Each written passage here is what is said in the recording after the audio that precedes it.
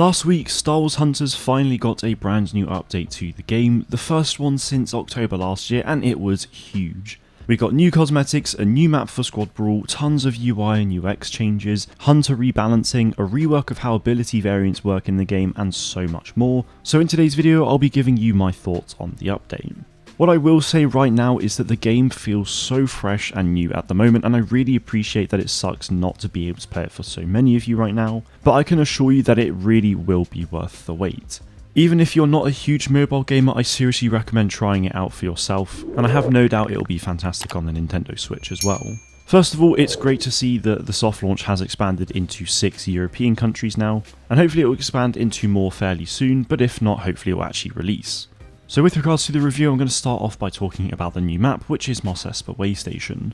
It's a really fun map designed only for Squad Brawl, which I really like. What Hunters is doing really well at the moment is making unique and exciting maps for each game mode inspired by the same planets, which so far are Tatooine, Endor and Hoth. Now this is something that actually Star Wars Battlefront 2 2015 did as well, and I loved it in that game, so it's really cool to see that Hunters is doing something similar. Now obviously with there being 3 planets, I imagine these will be the only 3 for launch, but I really hope that post-launch we do get to see a bunch of other planets inspired by the rest of Star Wars. But so far these 3 planets definitely will do for now. The Waystation map is set in a Mos Espa market and is jam-packed full of Easter eggs from a dewback to a droid auction shop, swoop bikes, and even the book of Boba Fett, General Grievous' chef droid at a food vendor. There really is a lot to see in this map, and fans of the franchise will no doubt love it. On the topic of maps, the Dune Sea Outpost map has also been changed slightly as well, and it is so much nicer to play on than before. It's still very much the same map, but they've made pretty big changes to the middle section of it, and they've added some other Easter egg kind of things towards the spawn areas, and I really like that, and it makes the map so much more enjoyable to be on.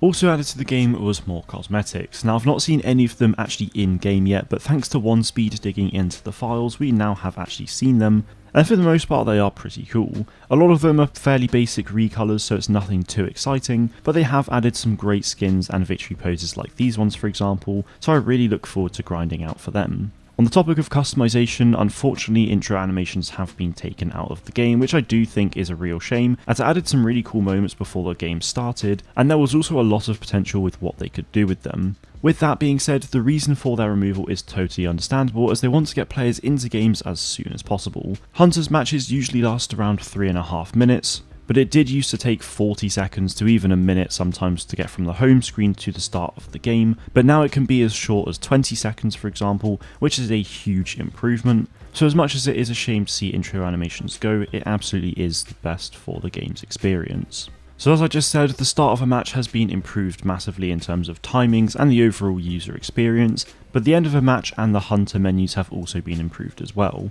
At the end of a match you used to get a screen with 4 hunters from either team and their achievements that were in the game. Now though it's 4 hunters from your team and their achievements instead of a mix of teams, which I actually kind of prefer. After that, and even now, you would then get a screen that shows you how much XP and hunter fame you earned in that match, and whilst it is the same as before, it does look a lot better. After that you get a third screen which shows you the hunter that you used and how far away you are until your next reward and the actual reward itself. So overall I'd say it's much better looking and a lot more informative than the previous end of round sequence. And yes, okay, there are 3 screens post game, but you can skip through them really quickly, so it's not a hindrance at all. As for the hunter menus, they've obviously removed the intro animations sections from the customization, but the overview, ability and customization menus are all better than before, and now the character stands in what looks like the ILM volume stages, which I think is really cool. So overall, throughout the entire game, there's been tons of really good UI and UX changes for the game in this update. Another example that you would have seen from this gameplay is the fact that you now can see how much score you're acquiring for certain things in the game, which I really like. With regards to abilities then, they've changed pretty significantly. So before this update, every hunter had 3 abilities and each ability had 3 variants. The default core ability and then 2 others that would change it in a different way. Now though, that's slightly different because whilst there is still a core variant and the 2 others, those 2 others are now upgradable in different ways. Let's use J3DI's Overhead Strike for example. As you can see, there's the core, but then you have 2 upgradable tracks, 1 for each variant, which is Smite and Onslaught. Each track has 5 upgrades, each with additional benefits. So Smite increases the damage dealt and the critical chance, whereas Onslaught increases the area of effect. To buy these upgrades, you now have ability points which you earn via leveling up your hunter, and the tracks cost 1, 2, 4, 6 and 9 points respectively. With you being able to earn 42 ability points only, you really will have to think about where you want to spend your points, and I really do like that about this system because everyone could have something completely different and it genuinely has to make the player think about what you're doing for your playstyle. Now I think it is worth saying that if I started upgrading Onslaught on J3's Overhead Strike, I wouldn't then be able to upgrade the Smite track at the same time, but if I did want to use the Smite track instead, I can pay a small amount of credits to be able to get my ability points back, so that I can then apply them to Smite, which is really good. Speaking of credits, one thing that I am disappointed about though is the fact that since this update I haven't been earning credits from matches anymore, and I really think that with this new score system they really need to make sure that they are actually rewarding players with credits as well as progression for hunters. I know Zynga's argument could be that you earn a fair bit from daily and weekly challenges, but that's ultimately not a huge amount, especially if you're someone who's going to be playing the game quite considerably throughout the week.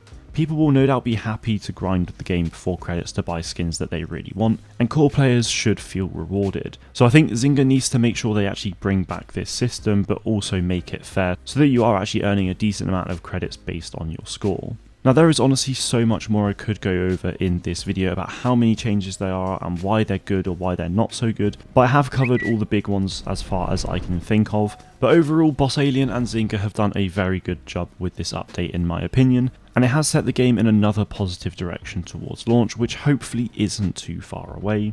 Anyway guys, let me know what you make of all of these changes in the comments below. That is it from me today though, thank you all very much for watching and may the force be with you always.